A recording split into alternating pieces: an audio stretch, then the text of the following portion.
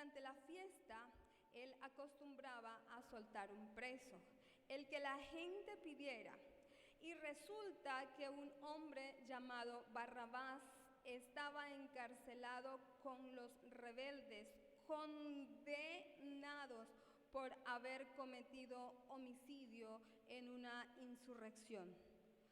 Subió la multitud y le pidió a Pilato que le concediera lo que acostumbraba.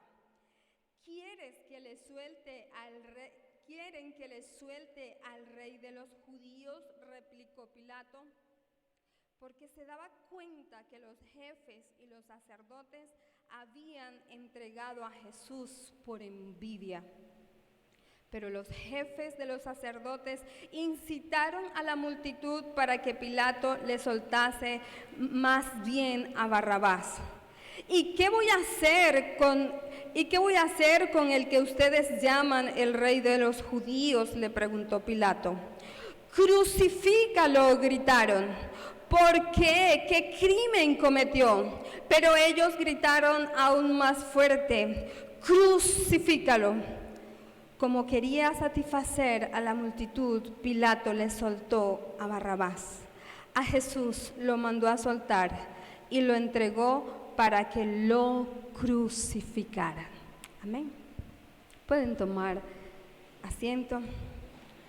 Señor, en esta mañana abrimos nuestros corazones, Dios, para que tu palabra corra y sea glorificada.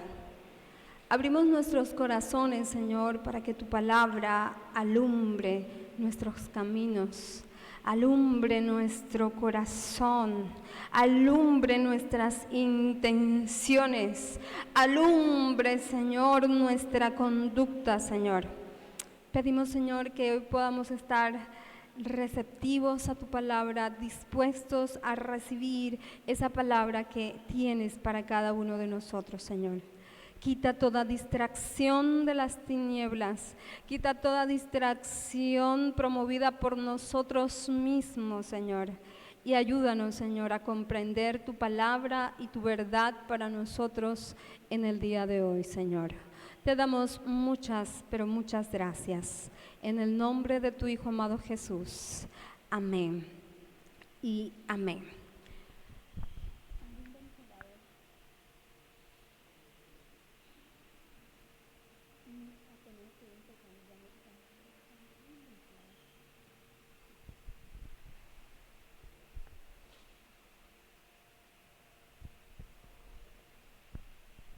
Muy bien, mis amados hermanos, hace algunos días, ya varias semanas, normalmente vemos este tipo de anuncios o de noticias.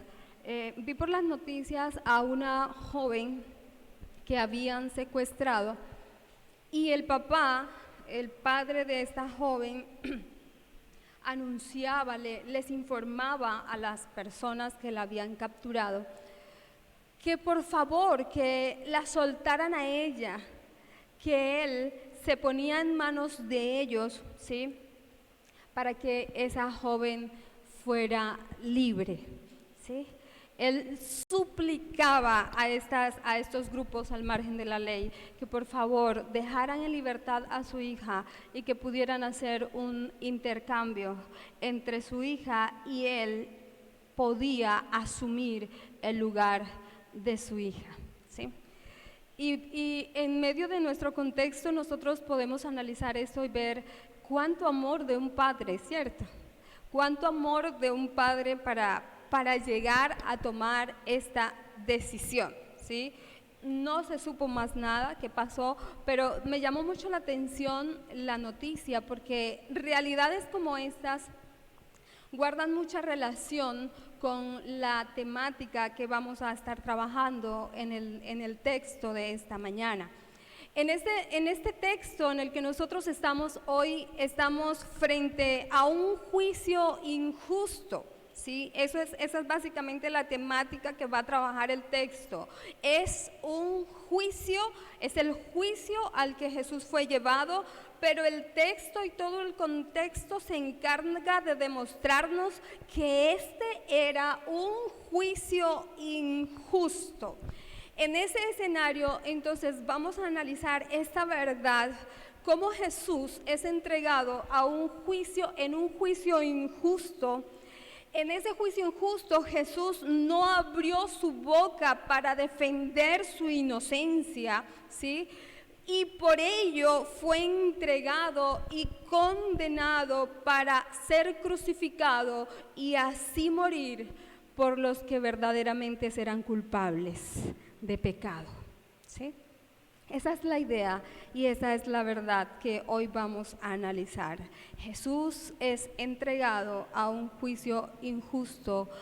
En ese juicio no abrió su boca para defender su inocencia y por ello fue entregado y condenado a la cruz para morir por personas verdaderamente culpables de pecados, ¿sí? El libro de Marcos, de alguna manera tenemos que comprender que el libro de Marcos fue escrito y fue redactado mucho tiempo después de la existencia de Jesús, ¿sí? De todo este relato que nosotros acabamos de leer. Fue escrito mucho tiempo después.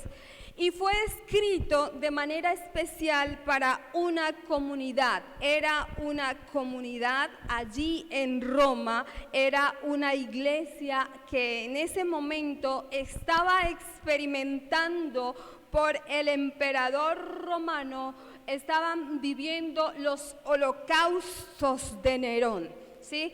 Y Nerón lo que hacía era aquellos cristianos, aquellos que confesaban la fe en Cristo, muchos fueron quemados, muchos fueron asesinados como antorchas. En este momento que se escribe el Evangelio de Marcos, ya Pedro y ya Pablo han sido ejecutados y han sido martirizados por causa de la fe cristiana.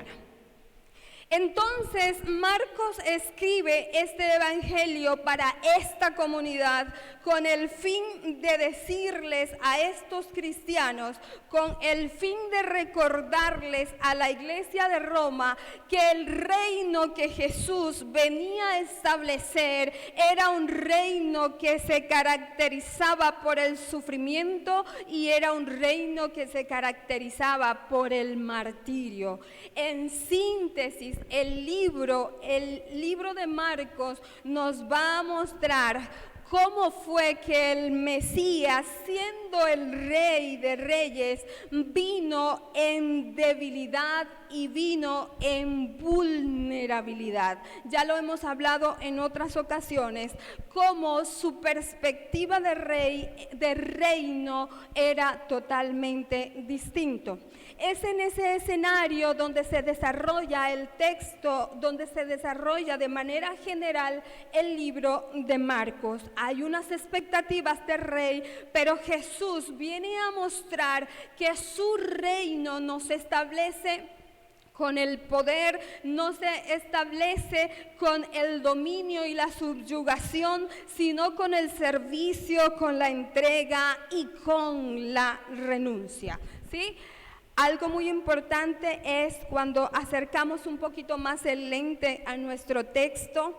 En esta semana estamos precisamente en la semana de la pasión de Jesús. ¿Sí? El texto y la sección en la que estamos en este momento en nuestro estudio de Marcos, estamos en la pasión, la semana de la pasión.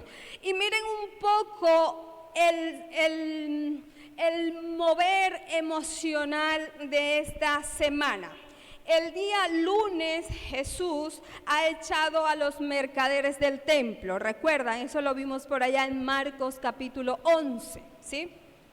El día martes Jesús pues sigue haciendo algunas tareas ministeriales, ¿sí? Pero de alguna manera el martes es cuando Judas de alguna manera hace los acuerdos para que Jesús sea traicionado. El día jueves, de manera especial, Jesús está con sus discípulos. Jesús está con los discípulos allá en el aposento alto. Allí tiene la cena con sus discípulos. Allí habla con sus discípulos de: voy a ser entregado. El que está aquí, uno de los que está aquí en la mesa, ese es el que me va a entregar, ¿sí? Y muchos se van a escandalizar de mí. Eso había ocurrido el jueves. El texto que hoy estamos estudiando ocurre en el día viernes, es decir, hoy en el texto es el viernes. Pero el jueves anterior, Jesús había sido capturado por los líderes religiosos y había sido llevado a un juicio oculto. Había sido llevado a un juicio donde tomaron muchas ideas falsas y muchas mentiras para acusarlo. Pensemos qué se experimenta frente a todo este escenario, ¿sí? Nuestros amigos, su amigo lo acaba de vender, sabía que sus amigos lo iban a abandonar, lo iban a dejar solo. Ahora viene el fuero religioso y lo capturan y lo llevan y lo acusan y lo señalan, levantan falsos testimonios.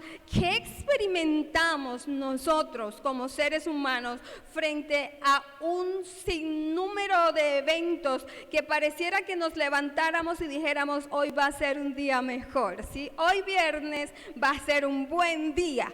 Pero el buen día es la noche anterior. Jesús había sido acusado de manera injusta por el sistema religioso. Ya les he dicho, habían levantado muchas mentiras para acusarlo, pero no encontraron nada de qué acusarlo. Y hoy viernes, que es el día donde se desarrolla nuestro texto, hoy es llevado al fuero político, al fuero judicial de Roma, y es llevado allí ante Pilato para que sea acusado.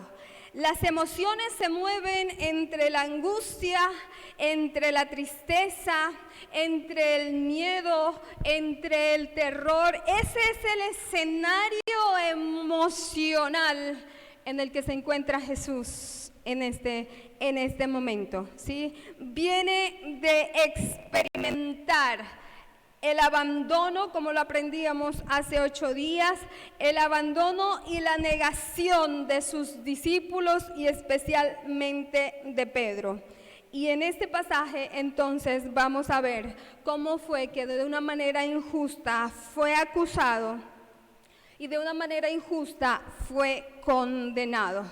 Hablemos un poco acerca de ese juicio injusto. Ya hemos dicho que nuestra idea es: Jesús fue llevado a un juicio injusto en el que no abrió su boca. La paradoja aquí que se observa en este texto es: el rey del universo, el dueño de la creación, ahora es sentado allí frente a un hombre pecador para que sea acusado y para que sea enjuiciado, para que por Pilato sea examinado, ¿sí? Esa es una de las paradojas que el texto nos va a mostrar. Jesús, el impecable, el santo, el puro, es acusado y señalado por Pilato, el indigno Pilato. El santo Dios ahora es señalado por un hombre miserable y pecador.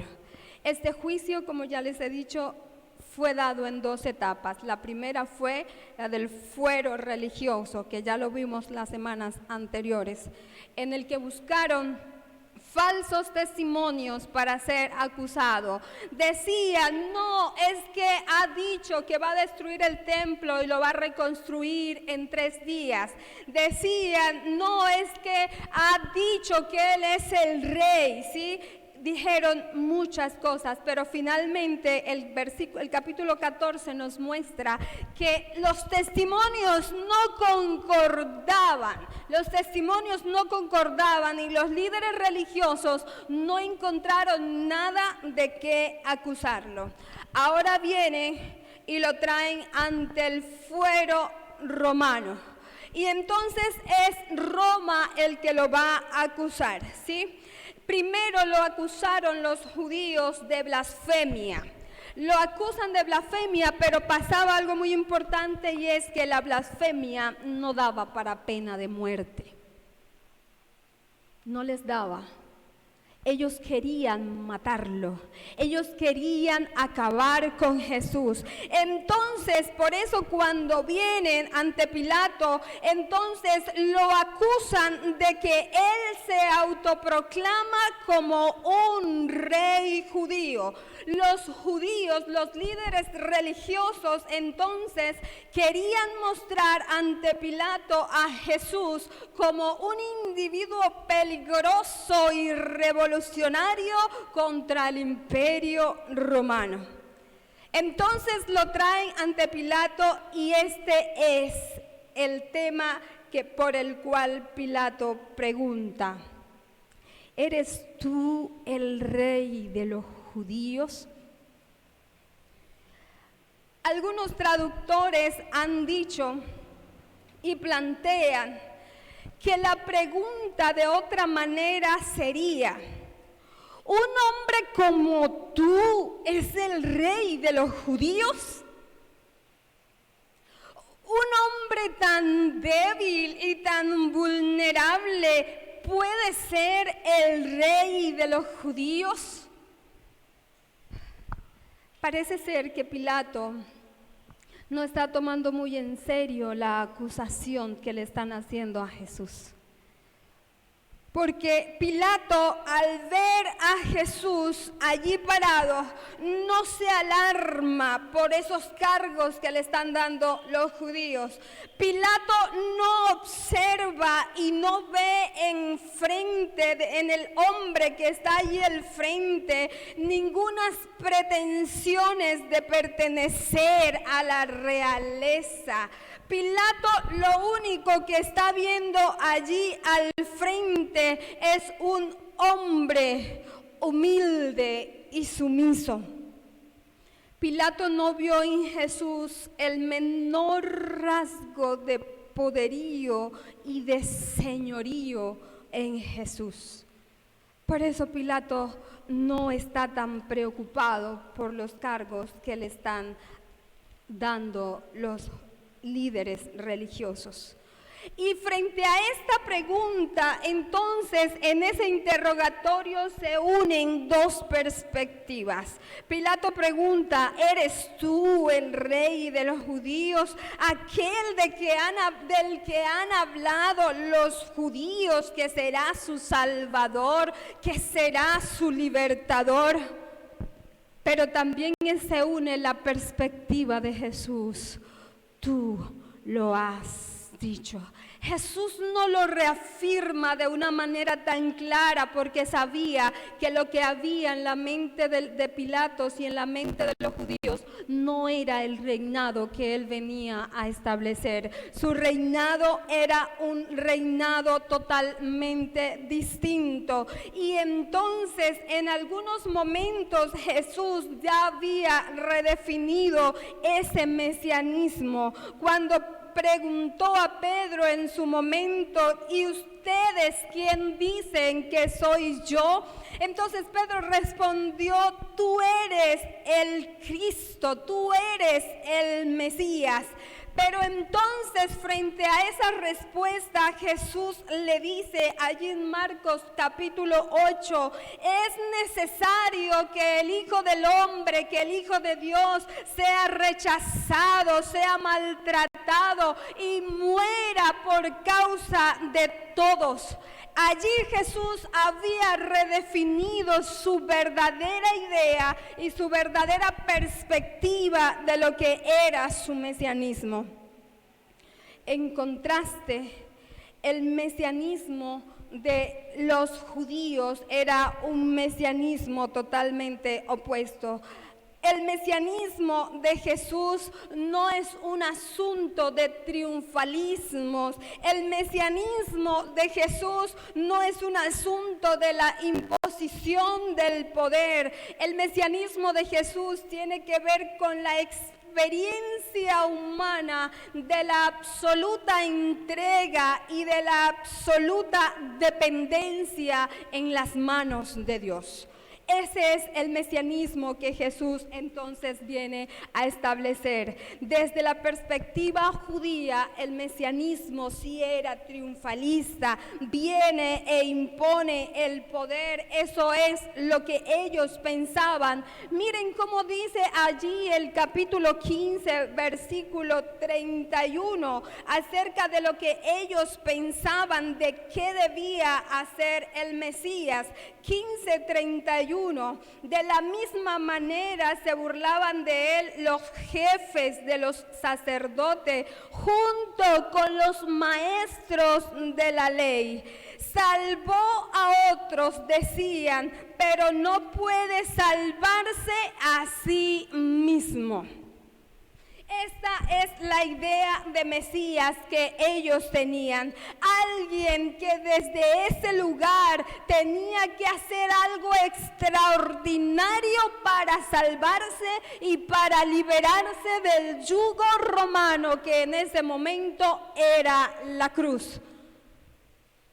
Esa es la perspectiva.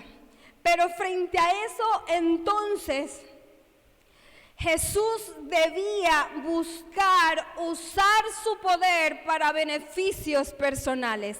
Jesús debía hacer uso de su poder para liberarse del Calvario. De esa manera ellos le iban a creer. Pero la sorpresa del texto es que frente a la acusación que le hace Pilato, Jesús no responde nada. ¿Sí? Jesús no responde nada. Su silencio se hace notar. Y nosotros conocemos ese dicho, el que calla otorga. ¿Sí? El silencio aquí es muy significativo porque este silencio tiene una intención. En este juicio injusto, el silencio tiene un propósito muy, pero muy importante. De Jesús no salió ni una sola palabra. De Jesús no dijo nada. Y esto fue algo de lo que a Pilatos le maravilló. Esto fue algo de lo que a Pilatos le asombró. En un juicio normalmente hay dos partes. Está la parte de los acusados, el acusado como tal, y está la parte acusadora. En un juicio cada parte tiene su momento, cada parte tiene su espacio para que el acusado descargue todos esos delitos por los cuales está acusando a la otra persona. Pero también está la otra parte y es la del la del acusado. Esta persona acusada frente a su defensor, entonces se levanta y dice: no acepto cargos por esto, soy inocente. Y nosotros sí que hemos escuchado de esto en nuestro contexto, ¿cierto? Aún viendo tanta corrupción y tanta perversidad, hemos escuchado a personas diciendo que son inocentes, ¿sí? Diciendo que son libres de culpa. ¿Por qué? Porque en ese escenario lo que está en juego es tu seguridad, está en juego tu bienestar. Jesús no dijo nada. Todos lo acusaban. La idea del término acusar, allí te acusan. Mira de cuántas cosas te acusan. No es algo como en nuestros contextos que hay un momento muy especial. Allí todos a la vez, los líderes religiosos, levantaban sus voces para acusarlo. Todos a una sola vez gritaban y lo acusaban. Cuando llegó el momento para el acusado, todo se sintió en silencio. La bulla, la gritería se recogió y se esperaba que el Jesús que estaba siendo señalado abriera su boca para defenderse, pero no dijo nada. El silencio de Jesús dice, la idea de ese silencio es: acepto los cargos, acepto que frente a las acusaciones de mis contrincantes pierdo, ¿sí? Se calla. Pilato sabía que todos los juicios son iguales. Pilato sabía que en todos los juicios que él había dirigido, el acusado, así fuera culpable, iba a buscar argumentos para defenderse. Pilato lo sabía y esto fue el asunto que llamó la atención de Pilato. Y dice el texto, Pilato se asombró, Pilato se maravilló al ver cómo Jesús no dijo nada. Jesús con su silencio está diciendo: afronto mi destino como rey débil y vulnerable, acepto mi destino como el rey que va a ser entregado para liberar y traer libertad a otros. Frente a ese silencio uno podría decir: sí, él era Dios y él ahí tenía que estar muy fuerte, ¿cierto? Pero ya lo hemos visto desde el principio cómo fue esa semana emocionalmente para Jesús. De alguna manera el profeta Isaías lo amplía un poco más. Y el profeta Isaías dice allí en Isaías 53, versículo 7. Miren lo que dice el profeta Isaías en el capítulo 53, versículo 7. Leamos un poquitico más desde arriba.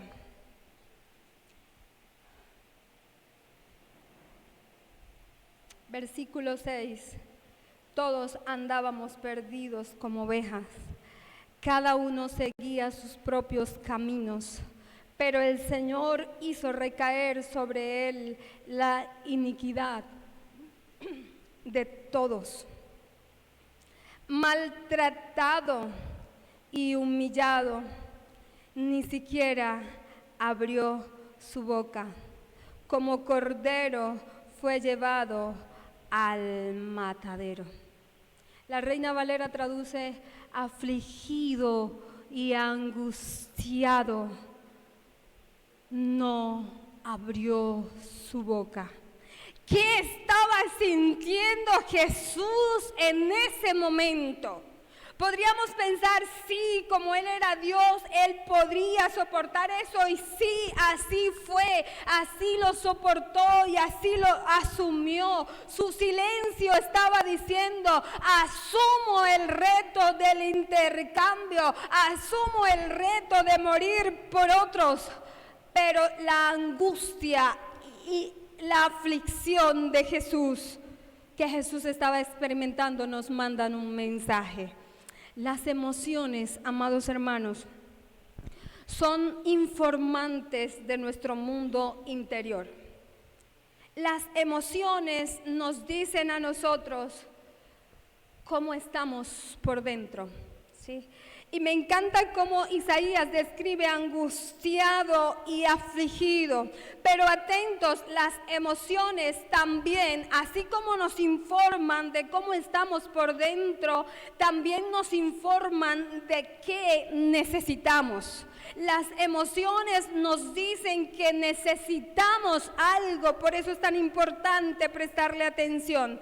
La aflicción, de alguna manera, está caracterizada o agrupada dentro de una emoción primaria que es la tristeza, ¿sí? Es decir, que en esencia Jesús ese día estaba triste, estaba desconsolado, se sentía solo, se sentía desalentado. ¿Cuál es la necesidad básica de la tristeza? La necesidad básica de la tristeza es conexión. Necesito a alguien que esté aquí conmigo. Necesito a alguien que esté aquí apoyándome en este momento tan difícil. La necesidad básica de la aflicción en ese momento era la necesidad de ayuda de otras personas. Pero ya el contexto nos ha dicho, todos lo dejaron solo. Y el que había dicho que iba a estar allí, lo acababa de negar en la noche anterior. Podemos pensar cómo está Jesús allí, donde está siendo juzgado. Fue Dios, es Dios mismo allí, pero es un ser humano igualito a usted e igualito a mí, con las emociones a flor de piel. Jesús allí pedía ayuda, en su aflicción estaba buscando, clamaba, su necesidad era alguien que pudiera sostenerlo, era alguien que pudiera darle las fuerzas. Tan solo se sintió que llegó a decirle al Padre, ¿por qué me has abandonado? Esta fue la realidad de aquel que se puso en tu lugar y de aquel que se puso en nuestro lugar. Una realidad abrumadora y desconsoladora. ¿Qué diremos entonces de aquella emoción que nos registra Isaías de su angustia? Podríamos decir, Él era Dios y no sintió nada de eso, pero el regalo de Isaías nos amplía un poco más lo que Jesús estaba sintiendo. La angustia está agrupada dentro de las emociones del miedo. ¿Sí? La angustia hace parte de un grupo de emociones y la principal de ella es el miedo. Jesús ese día estaba ansioso. Jesús ese día tenía desosiego. Jesús ese día estaba nervioso, porque el miedo, frente al miedo nos vamos a sentir nerviosos, asustados, llenos de terror. Así estaba Jesús ese día.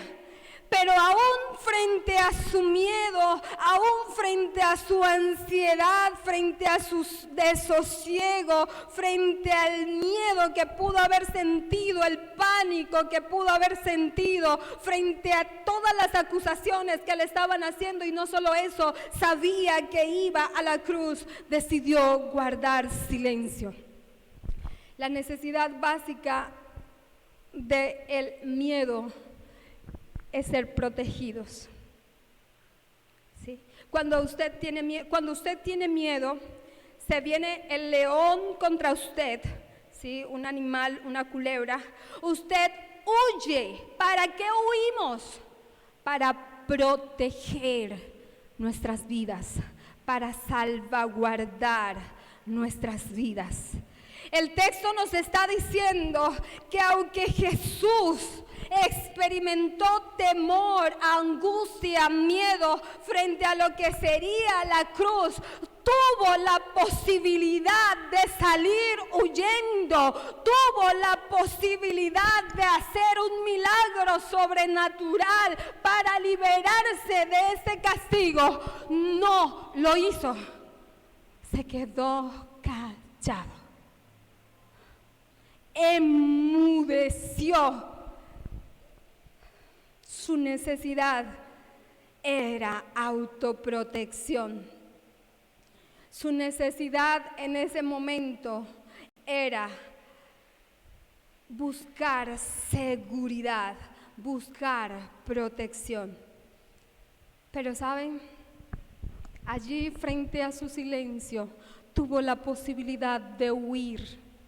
Y como le decían los soldados más adelante, ¿por qué no te bajas si tú eres el Mesías? Puedes hacerlo. Y podía hacerlo, pero decidió guardar silencio. Jesús enmudeció, no hizo nada para defenderse. ¿Sabes por qué su silencio? ¿Sabes cuál es la causa de esa resistencia? ¿Sabes cuál es la causa de ese soportar tu libertad y mi libertad?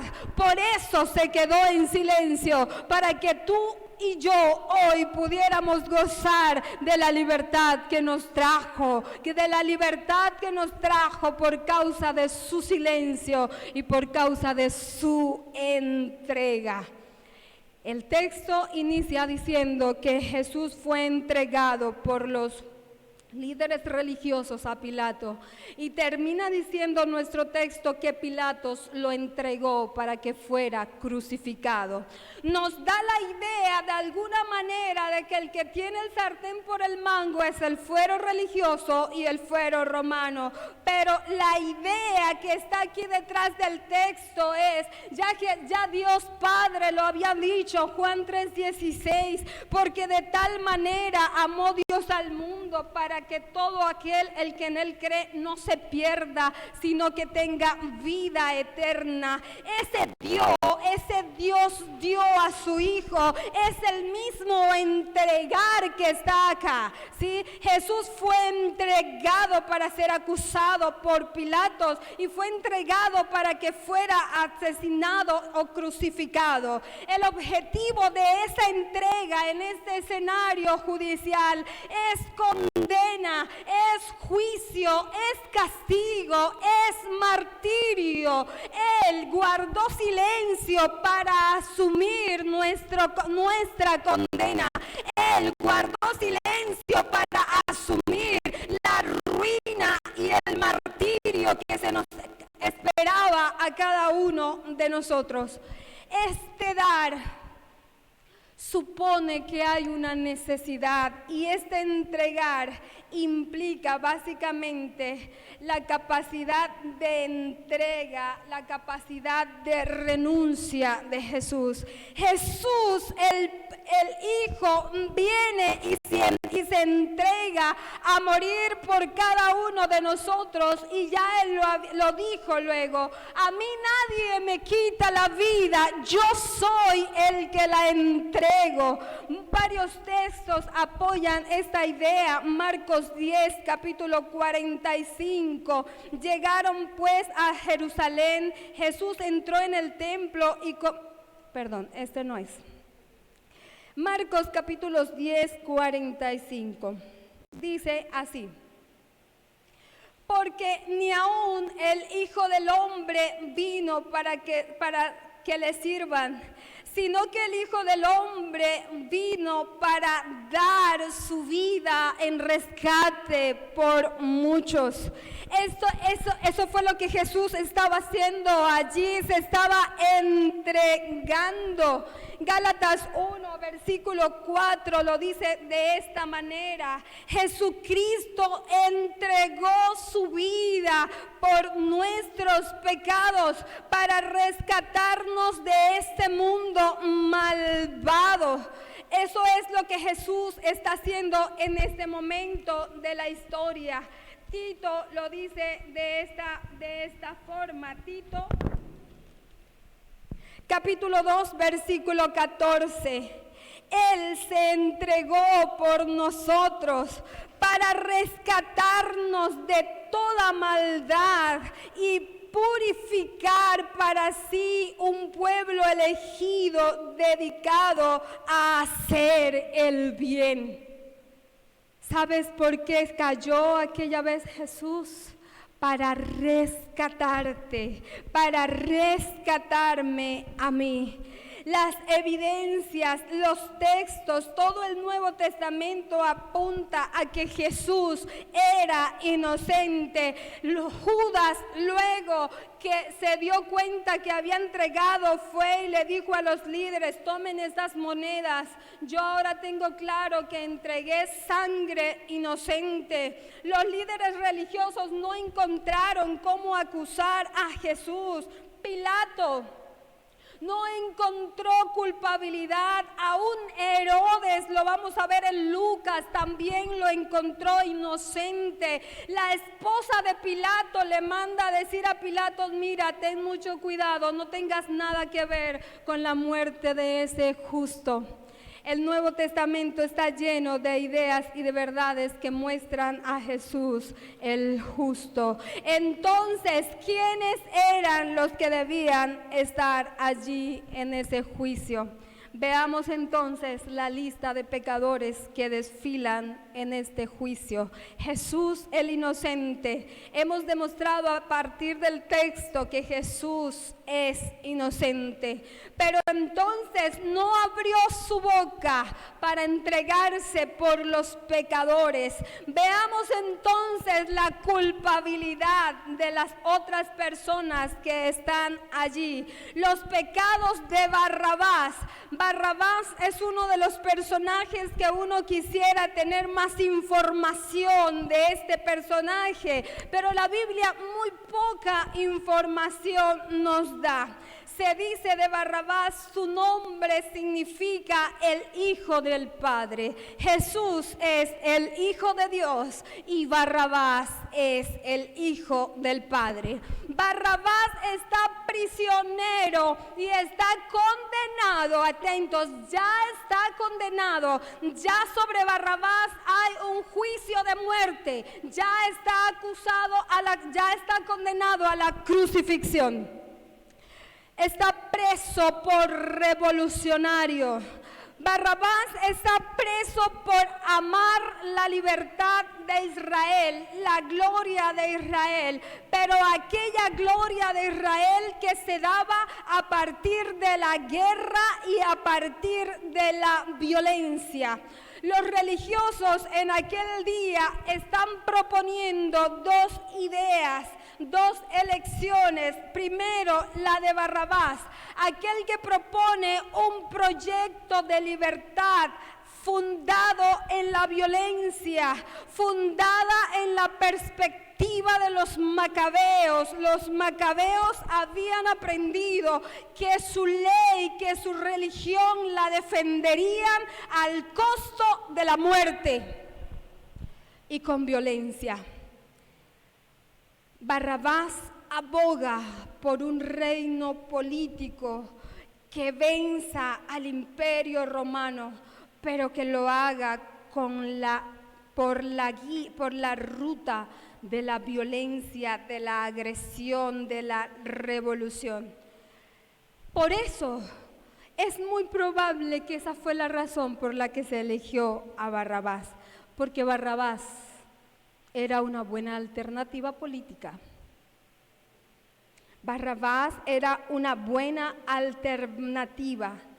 Se dice que este grupo de hombres, ¿sí?, que ya estaban allí condenados, ellos normalmente estaban en sus celdas. Barrabás ya estaba condenado. Y nuevamente la paradoja del texto. Jesús, el inocente, es condenado a muerte, y Barrabás, el revolucionario, el pecador, el que sí tiene cargos en su contra, porque había cometido homicidio. En otros textos muestra que había robado, había cometido insurrección ante el imperio romano. Barrabás estaba condenado a muerte. Sí era culpable. La ley romana decía que Barrabás sí era culpable. Entonces, frente a su condena, nos podemos imaginar a Barrabás allá en su prisión. Normalmente estaban allí y ese día Barrabás en su celda oscura podía haber escuchado las voces de la gente que gritaban: Barrabás, Barrabás, Barrabás. Crucifícale, crucifícale, crucifícale. Como él estaba un poco distante, es posible que Barrabás solamente escuchaba su nombre y escuchaba crucifícale.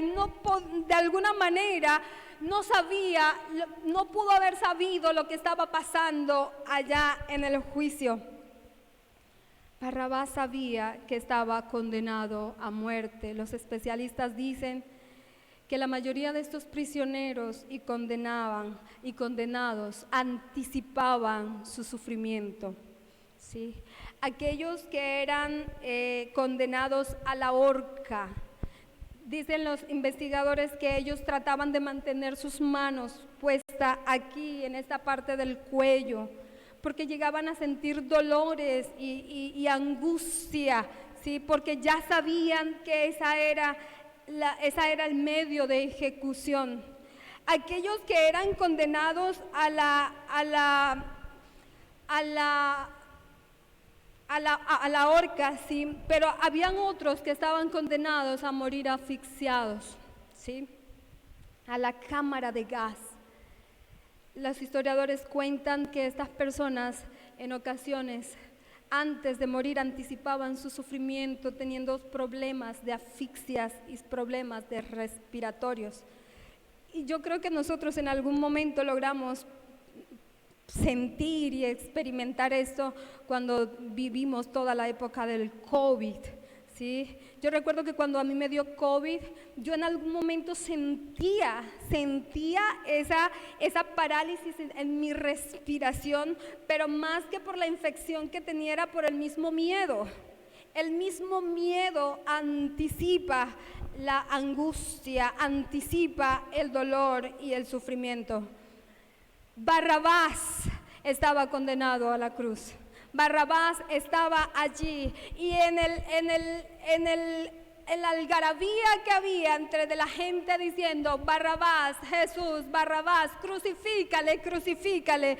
Barrabás sabía que ese era el día de su muerte. Cuando se acercan los soldados a buscar a Barrabás, imaginémonos la escena. Los soldados vienen a buscar a Barrabás. En Barrabás, en su mente, lo que hay es la idea: ya voy camino a la ejecución. Pero cuando el soldado abre la reja, le dice a Barrabás, Barrabás ya sabe hacia dónde va, pero el soldado le dice: tú ahora eres un hombre libre. Tú ahora eres un hombre libre. El Galileo ahora ocupará tu lugar. Esa es nuestra realidad, iglesia. Su silencio costó, pero tenía una gran intención de liberarnos del pecado.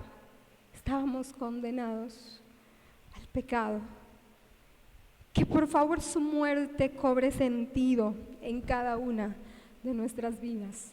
No sabemos si Barrabás realmente le dio el valor a ese acto de redención tan grande y tan poderoso. No lo sabemos, Pero lo que sí sabemos es que en Barrabás estamos representados muchos de nosotros. Nuestra condición de rebeldes, nuestra condición de pecadores, nuestra condición de que estábamos encadenados, nuestras cadenas, nuestra tragedia, nuestra maldición, mi desgracia, mi culpa recayó sobre el inocente, sobre el justo, sobre el santo. Es decir, que allá en ese juicio no solamente estaban los religiosos, Pilato, y por allá en la prisión Barrabás, allí también estabas tú y yo representados en la figura de Barrabás. ¿Qué decimos de los otros culpables? Los líderes religiosos. Los líderes religiosos en su ceguera espiritual porque ellos debieron reconocer a su maestro, ellos debieron reconocer a Jesús, pero no lo hicieron, cegados por la envidia, cegados por la manipulación y por el control. Cuidado con esto, porque la religión, la religiosidad se presta para esto, para manipular, para controlar, para de alguna manera asumir falsas seguridades, para mostrar lo que no somos. En ese juicio allí estaban los pecadores, los religiosos. Ellos de alguna manera gritaban que lo crucificaran a Jesús.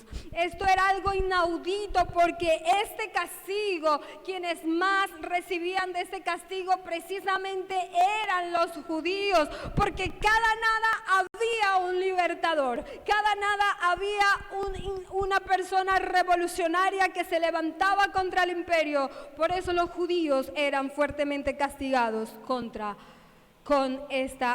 este tipo de muerte. Posiblemente los judíos aquel día enceguecidos no sabían el crimen que estaban cometiendo, no sabían el delito en el que estaban incurriendo: pedir la ejecución del Hijo de Dios. La cruz era un acto que estaba decretada, establecida, era un acto político, pero que estaba reservada de una manera especial para los rebeldes, para los revolucionarios, para los que deciden vivir desde su propia ley. Y ese no era Jesús, esos eran los religiosos, los que habían decidido esconderse detrás de la religión.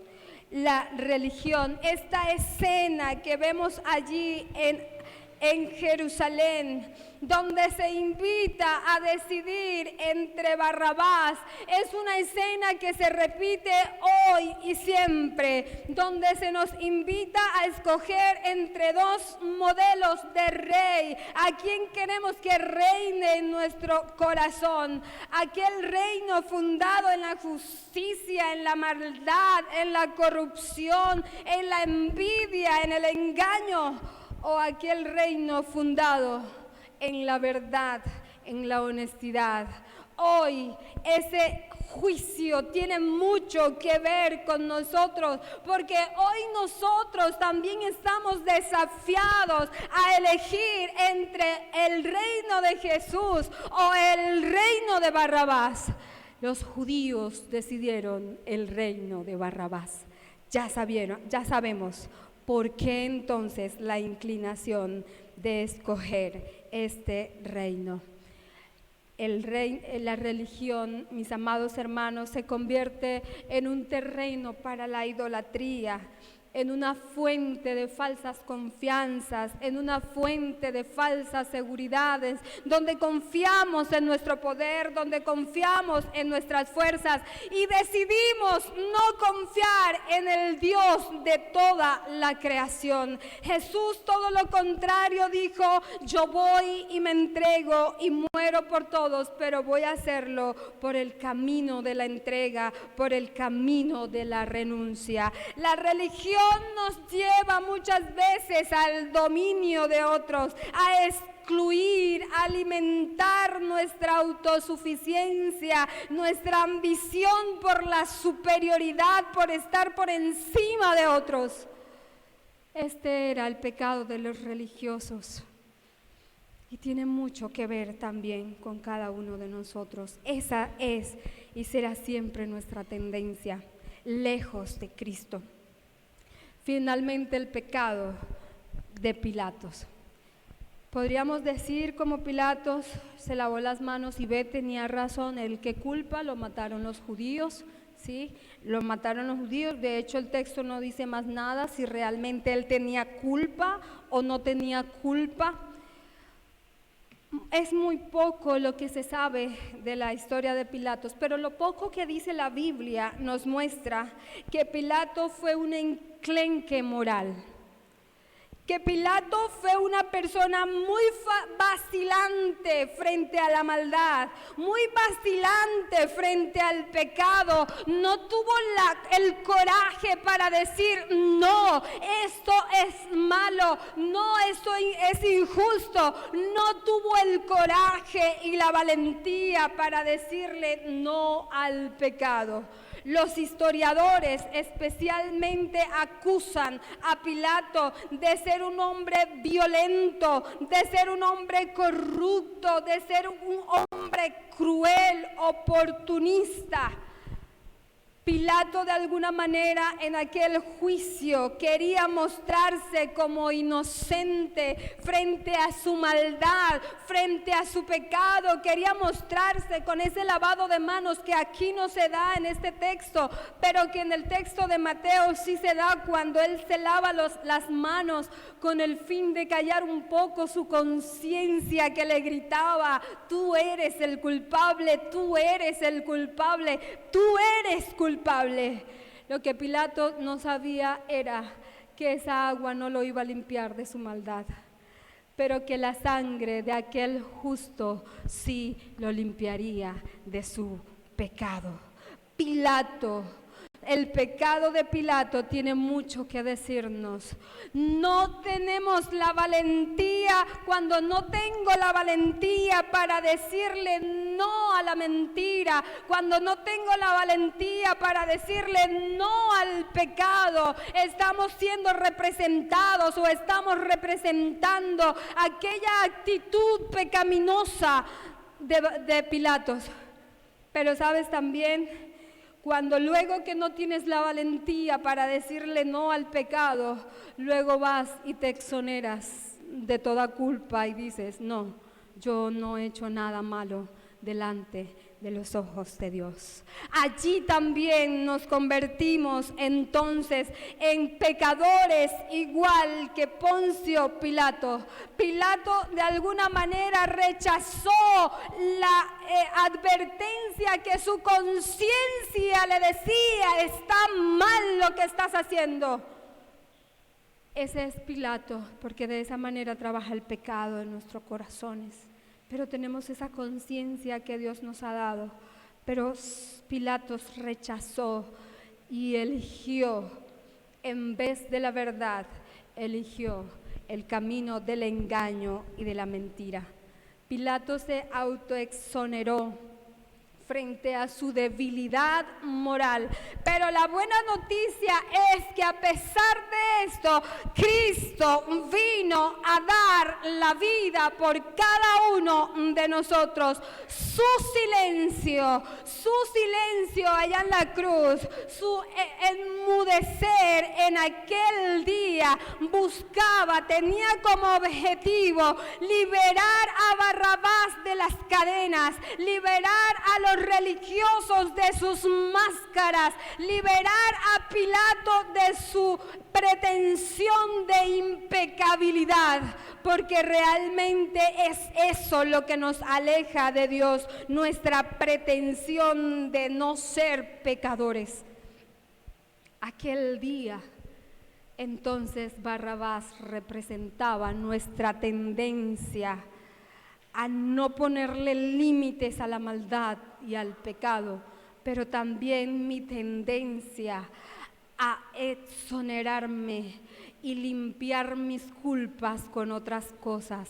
Entonces yo voy a la iglesia, pequé, no fui firme, y voy a la iglesia y canto, y así me libero de culpas. Pedro, quiero invitar al Ministerio de Alabanza que por favor sigan adelante.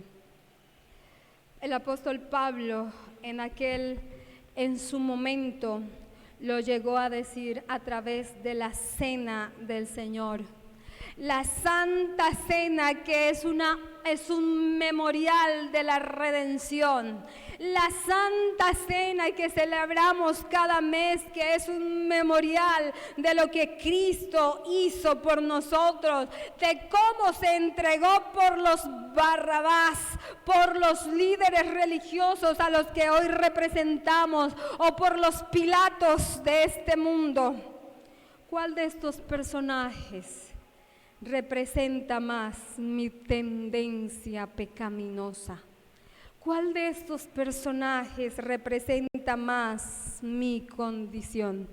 Pero recuerda que su silencio fue para traer libertad, que si sigues allí como los religiosos, escondidos en tu máscara, escondido en tu propia mentira, es porque así lo deseas, pero su silencio buscaba tu libertad, su silencio buscaba la libertad de aquellos Barrabás que habían sido condenados.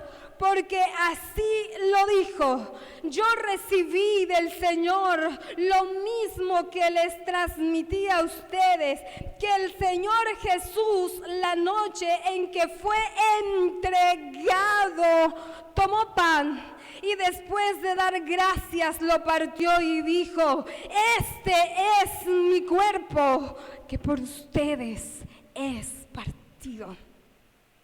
No hay razones para estar atrapados en el pecado.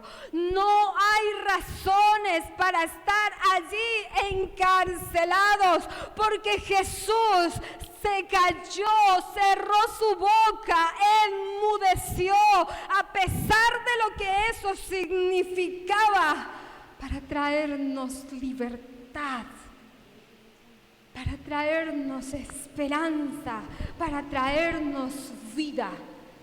No hay razones para que Satanás te siga manteniendo esclavo en esa conducta de que pecas y luego te justificas y luego ocultas tu pecado.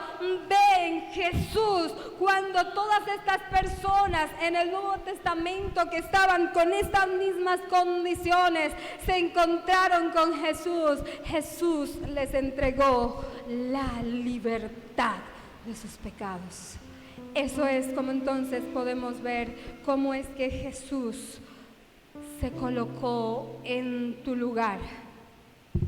En ese juicio los que debían estar sentados realmente eran Barrabás, los líderes religiosos y Poncio Pilatos. Ellos eran los que tenían que estar siendo acusados. ¿Cuál de ellos representa mi tendencia a ser desleal al Señor? Pero miremos y recordemos la esperanza y la buena noticia que este mensaje hoy trae a cada uno de nosotros. Guardó silencio, no se defendió para morir y ser crucificado, ser entregado, ser molido por nuestras rebeliones y nuestras transgresiones. Amén. No sabemos cómo respondió Barrabás frente a esto. Tenemos idea de cómo respondieron algunos religiosos estos. Pero la historia de Marcos nos dice que muchos otros judíos entendieron este mensaje y respondieron. Y allí están dando la pelea contra Nerón. Allí están sufriendo. Y Marcos les dice, este es el camino del martirio, el camino de la cruz, el camino de la humildad. Por favor, no se detengan, iglesia de Roma, le dice Marcos a los romanos, a esta iglesia, no se detengan, este es el modelo. Recuerden cómo se entregó el Mesías, recuerden cómo murió por cada uno de nosotros para darnos la libertad. Entonces ahora se espera que nosotros tengamos una respuesta frente a ese acto tan redentor, a ese silencio tan esperanzador que ocurrió aquel viernes de la semana de la pasión. Yo te invito a que allí donde estás, como tú desees, si te quieres colocar en pie o si quieres ahí donde estás inclinar tu rostro, por favor, vamos a responder a esta palabra. Vamos a responder a esta palabra. ¿Cómo vas a responder a esta palabra en esta mañana? ¿Cómo vas a responder a este acto de amor y de entrega por ti y por mí? ¿Qué espera Dios de ti y qué espera Dios de mí? Por favor, cierra tus ojos. ¿Cómo te ves representado en Barrabás? ¿Cómo me veo representada en Pilato?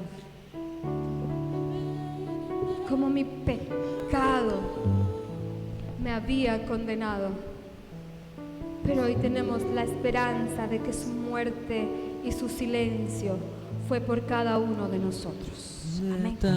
Iglesia, por favor, te invito a que te coloques de pie y vamos a adorar al Señor. Vamos a responder a través de una adoración al Señor. Vamos a responder a través de nuestras palabras de adoración al Señor.